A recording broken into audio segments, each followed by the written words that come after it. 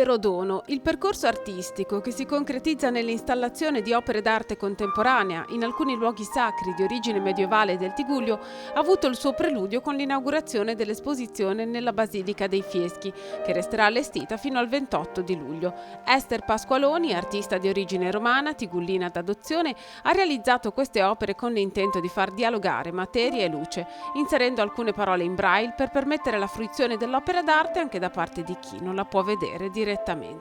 È un percorso di arte contemporanea nel quale io creo delle installazioni con le mie opere che siano in dialogo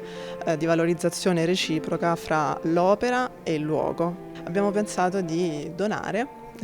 come dice il titolo della mostra Donum, alle persone, alla comunità un momento contemplativo, introduttivo, con un brano musicale di Arvo Part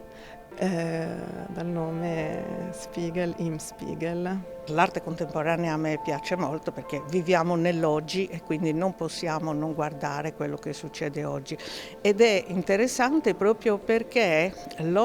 opere di oggi e l'opera di ieri, possiamo dire, si rispecchiano a vicenda e si valorizzano a vicenda in una dimensione concettuale che è molto forte sia nell'opera contemporanea ma anche molto forte nella struttura architettonica antica. Il percorso di Donum toccherà poi a settembre i 5 monumenti religiosi di origine medievale del parco di Portofino, tutti raggiungibili a piedi in un percorso che ingloba la natura nell'esperienza artistica. L'arte è una soglia, lo sappiamo, verso l'invisibile, verso lo spirituale, ed è qualcosa che ci permette di godere, diciamo in senso estetico, in senso intimo, anche più spirituale, dei luoghi nei quali l'opera viene collocata.